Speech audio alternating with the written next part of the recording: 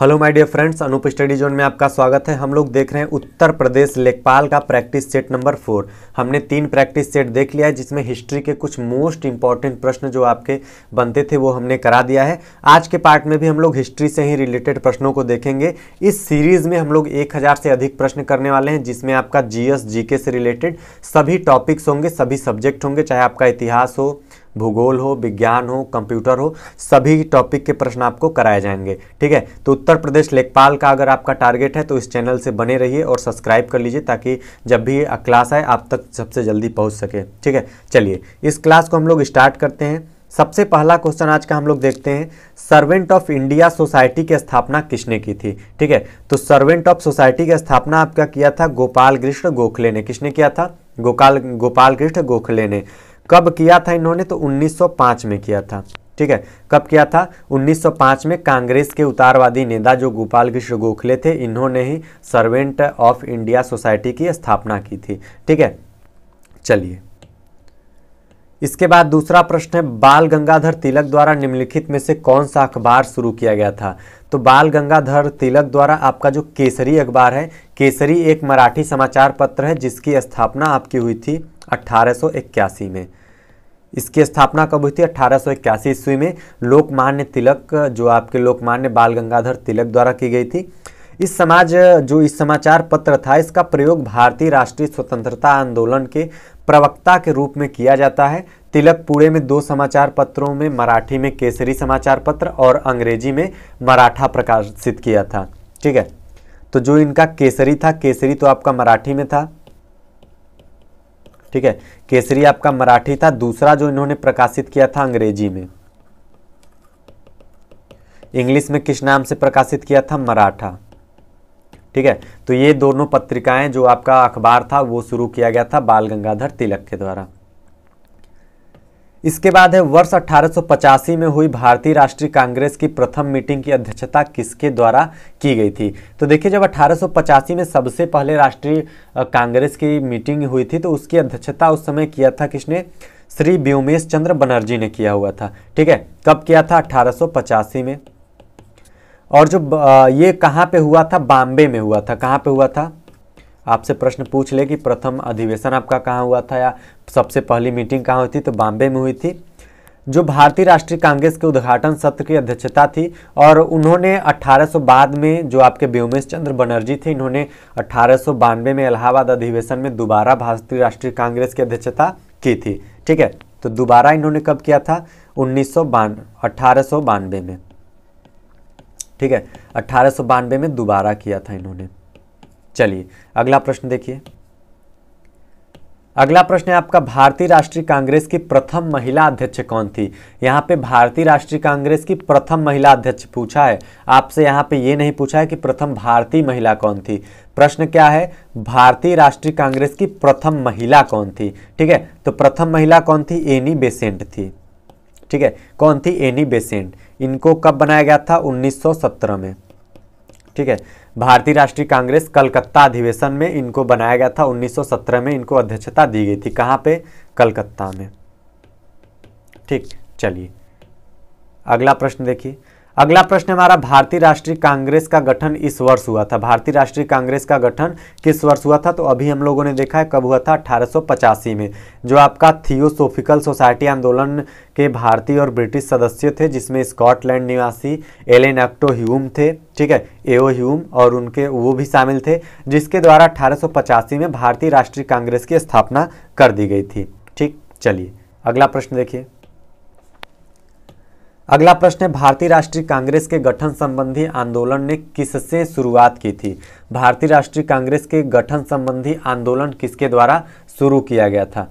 तो यह किसके द्वारा आपका शुरू किया गया था? एओ ह्यूम के द्वारा शुरू किया गया था। ठीक है, जो ब्रिटिश लोक सेवक थे एलन एक्टो ह्यूम, जिसको एओ ह्यूम के नाम से हम जो लोग जानते हैं, इन्होंने सबसे पहले पहल की थी भारतीय राष्ट्रीय कांग्रेस की स्थापना के लिए। इन्होंने मई 1885 में इन्हें वायसराय भारतीय राष्ट्रीय संघ बनाने की स्वीकृति मिली थी, जिसके बाद इन्होंने जनता की आवाज़ के मंच के रूप में कार्य करता था, और उसके रूप में इन्होंने 28 दिसंबर 1825 को, कब?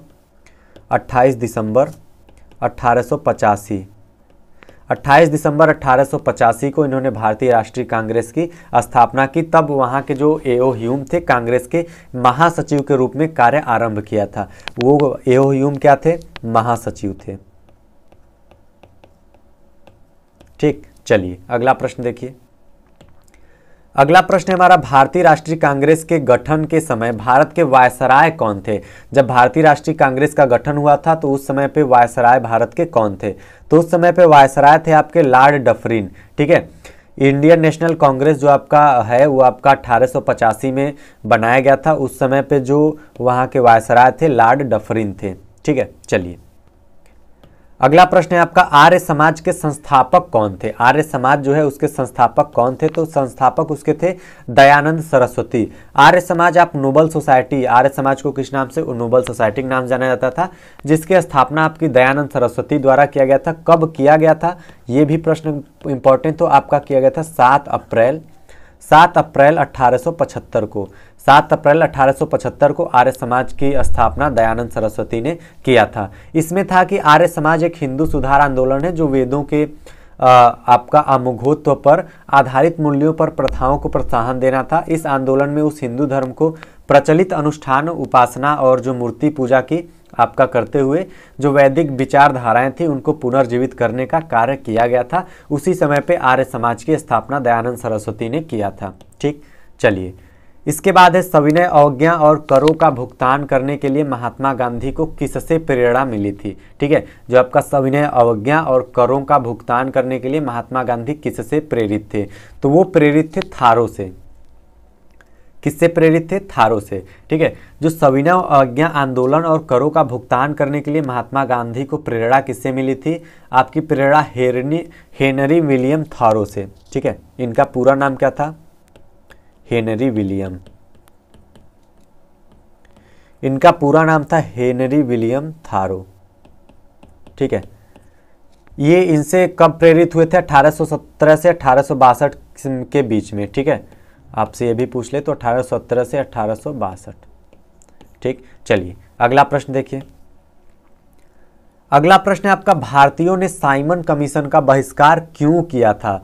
सबसे मोस्ट इंपॉर्टेंट प्रश्न आपके एग्जाम में कई बार पूछा, जो साइमन कमीशन था उसका बहिष्कार क्यों किया गया था? ठीक है, तो साइमन कमीशन का देखिए जो आपका बहिष्कार किया गया था वह केवल गौरों को कमीशन था। ठीक है, मतलब केवल गोरों थे उनको कमीशन था, भारतीय प्रतिनिधित्व के बिना। ठीक है, इसीलिए क्या किया गया था कि उसका बहिष्कार कर दिया गया था। कब आया था ये?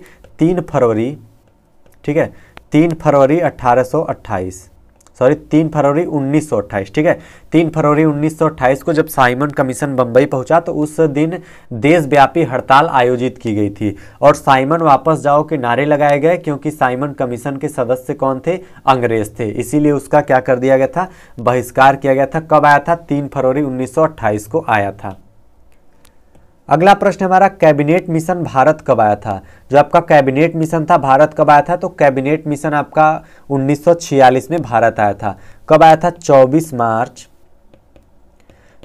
मार्च 1946 में भारत आया था, जिसपे क्या था कि भारतीयों का सत्ता जो आपका हस्तांतरित करने के स्वरूप की चर्चा कैबिनेट मिशन में भारत आया था। और जो इस मिशन के अध्यक्ष थे लॉर्ड पैथिक लॉरेंस थे। इसके जो अध्यक्ष थे, अध्यक्ष कौन थे? Lord Pethick Lawrence.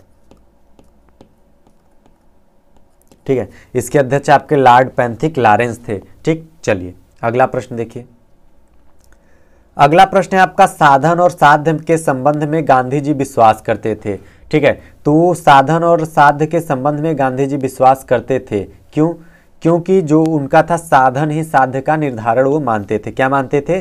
साधन ही जो है साध्य का निर्धारण है, इसीलिए गांधी जी साधन और साध्य के संबंध में विश्वास रखते थे। ठीक है, चलिए अगला प्रश्न देखिए। अगला प्रश्न है आपका, महात्मा गांधी द्वारा सविनय अवज्ञा आंदोलन था किस वर्ष में शुरू किया गया था? तो सविनय अवज्ञा आंदोलन आपका 1930 में शुरू किया गया था। वायसराय देखिए जो वहां के थे इरविन के सम्मुख 11 सूत्री मांग पर पत्र पर विचार करने के कारण गांधी जी को सविनय अवज्ञा आंदोलन के तहत 12 मार्च को, कब? 12 मार्च 1930 को ऐतिहासिक नमक सत्याग्रह का शुरुआत करना पड़ा, जिसमें वह साबरमती आश्रम से साबरमती आश्रम से मात्र 78 लोगों के साथ उन्होंने शुरुआत की थी। कितने लोगों के साथ? 78 लोगों के साथ शुरुआत की थी। और दांडी मार्च शुरू किया था 6 अप्रैल 1930 को। दांडी मार्च आपका शुरू कब हुआ था? 6 अप्रैल 1930 को शुरू किया था आपका ये।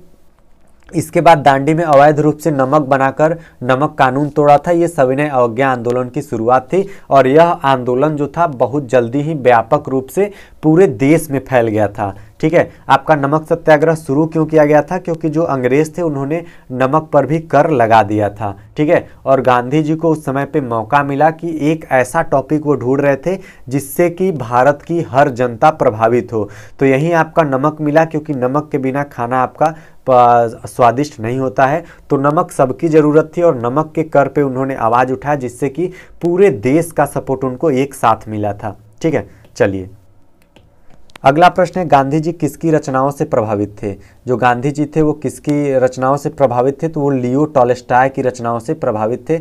लियो टॉल्स्टॉय की रचनाएं आपकी 1828 से 1910 तक। ठीक है, 1828 से 1910 की रचनाओं में युद्ध और शांति का जो आपका अन्ना केरिनन था, उन्होंने सबसे अधिक प्रभावित किया था। गांधी जी ने स्वयं और पत्र यंग इंडिया में भी लिखा था कि मुझे सबसे अधिक प्रभावित टॉल्स्टॉय की रचनाओं ने किया, जिसने मेरे अंदर की अहिंसा प्रेम को मजबूत बनाया था। ठीक है, किसको मजबूत बनाया था? अहिंसा प्रेम को मजबूत बनाया था। इसके बाद है 1916 में महात्मा गांधी ने दमनकारी बगान व्यवस्था के खिलाफ किसानों को संघर्ष के लिए प्रेरित किया था। ठीक है, 1916 में महात्मा गांधी ने दमनकारी बगान व्यवस्था के लिए खिलाफ जो था किसानों को संघर्ष के लिए प्रेरित किया था। कब किया था? ठीक है, तो उन्होंने कब किस में किया था? चंपारण में किया था। ठीक है, चंपारण में देखिए क्या हुआ था कि नील किसानों की दुर्दशा के विषय में जानने के लिए गांधी जी ने 1917 में चंपारण बिहार की यात्रा की। इस प्रणाली के अंतर्गत किसान ने अपनी भूमि का 3/20 भाग पर नील की खेती करने के लिए बाध्य थे। अगर आपके पास ये 20 बिस्वा जमीन है, यानी 1 बीघा जमीन है, तो आप उनमें से 3 बिस्वा, ठीक है, आप उनमें से 3 बिस्वा या 3 बिस्सा जो जमीन था उस पर आपको नील की खेती करनी ही पड़ेगी। इसके लिए उन्होंने वहाँ के जो अंग्रेज थे उनको बाध्य कर दिया गया था।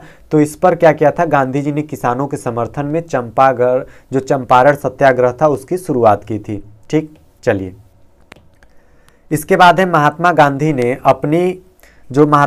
अपनी सत्याग्रह की क्रिया विधि सबसे पहले कहाँ पर प्रयुक्त की थी? ठीक है, तो जो महात्मा गांधी थे वो विदेश से पढ़ कर के आए, लंदन से बेसिकली पढ़ के आए थे, और उन्होंने सबसे पहली सत्याग्रह की अपनी क्रिया कहाँ पे की थी?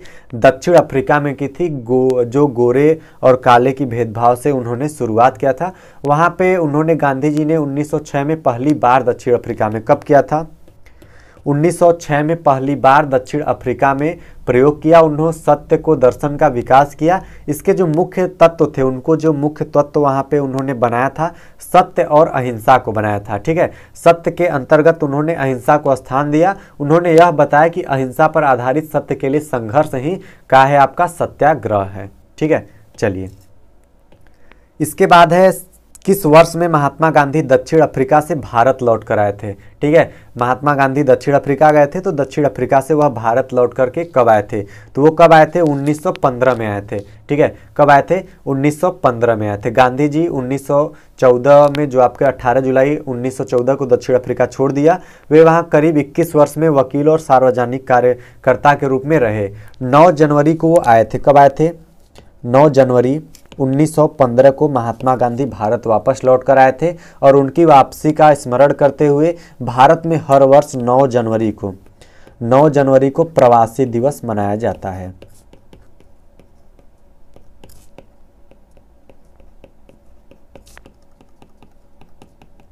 ठीक है, तो आपसे अगर पूछ ले आप प्रवासी दिवस कब मनाया जाता है, तो 9 जनवरी में मनाया जाता है। शुरुआत कैसे हुई थी? जब महात्मा गांधी दक्षिण अफ्रीका से भारत लौटे थे 9 जनवरी 1915 को, उसी दिन से क्या हुआ? भारतीय प्रवासी दिवस मनाया जाने लगा। ठीक, इसके बाद है गांधी जी का नमक सत्याग्रह किस आंदोलन का हिस्सा था? जो आपका गांधी जी का नमक सत्याग्रह था किस आंदोलन का हिस्सा था? सविनय अवज्ञा आंदोलन का एक हिस्सा था। गांधी जी का नमक सत्याग्रह, जिसकी शुरुआत आपको ऑलरेडी बता चुके हैं इस वीडियो में कि 12 मार्च को शुरू किया था, 12 मार्च 1930 को, जिसमें उन्होंने 78 लोगों के साथ शुरुआत की थी। नमक पर जो टैक्स था उसका विरोध करते हुए इन्होंने नमक सत्याग्रह का शुरुआत किया था और इसमें उनको पूरे भारत को, लगभग वो कुछ ही दिनों में पूरे भारत में यह आंदोलन उनका फैल गया था। ठीक है, अगर आप बात करें सविनय अवज्ञा आंदोलन की, तो सविनय अवज्ञा आंदोलन 6 अप्रैल 1930 को शुरुआत हुआ था। ये कब शुरुआत हुआ था? 6 अप्रैल 1930 को। ठीक है, 6 अप्रैल 1930 को सविनय अवज्ञा आंदोलन का शुभारंभ हुआ था, तो ये भी आप याद रखिएगा। ठीक है, कब किया गया था? 6 अप्रैल 1930 को इसका आरंभ किया गया था। इसके बाद है पाकिस्तान नाम किसने गढ़ा था? जब भारत और पाकिस्तान का बंटवारा हुआ था, जब मुस्लिमों ने एक अलग देश की मांग की थी, तो जो पाकिस्तान नाम था, ये पाकिस्तान नाम किसके द्वारा गढ़ा गया था? तो ये आपका गढ़ा गया था चौधरी रहमत अली के द्वारा। किसके द्वारा? चौधरी रहमत अली। चौधरी रहमत अली ने क्या किया था? पाकिस्तान राष्ट्र को संस्थापकों में से एक माना जाता है। उन्होंने ही सर्वप्रथम पाकिस्तान शब्द का इस्तेमाल किया था। जो रहमत अली थे वो 28 फरवरी 1933 को एक पर्चा प्रस्तुत किया, जिसमें पाकिस्तान घोषणा पत्र के नाम से भी जाना जाता है। ठीक है, तो जो आपका पाकिस्तान का नाम दिया था चौधरी रहमत अली ने दिया था। इसके बाद है गांधी जी ने भारत में अपनी राजनीतिक गतिविधियों का प्रारंभ कहाँ से किया था? ठीक है, तो गांधी जी जब भारत आए तो उन्होंने राजनीतिक गतिविधियां सबसे पहले कहाँ से शुरू की गई थी? सबसे पहले जो चंपारण में, ठीक है, चंपारण में नील की खेती के विरुद्ध में उन्होंने सबसे पहला अपना राजनीतिक गतिविधि की शुरुआत की थी। उन्होंने जनवरी 1915 में गांधी जी दक्षिण अफ्रीका से भारत लौटे थे 9 जनवरी को। उसी दिन 9 जनवरी को लौटे थे। उसी दिन क्या मनाया जाता है? प्रवासी दिवस मनाया जाता है। ठीक है, देखिए बार बार आ रहा है, ये आपके लिए इंपॉर्टेंट है। उसी दिन क्या मनाया जाता है? प्रवासी दिवस मनाया जाता है। उसके बाद उन्होंने चंपागढ़ सत्याग्रह 1917 में क्या किया था? चंपारण सत्याग्रह 1917 में। जो 1917 में उनका यह पहला आंदोलन था भारत में राजनीतिक गतिविधियों के अनुसार।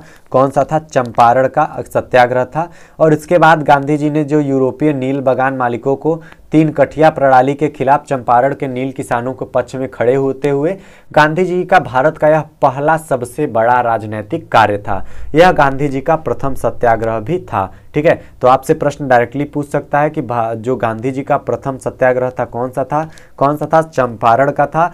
कब हुआ था? 1917 में हुआ था।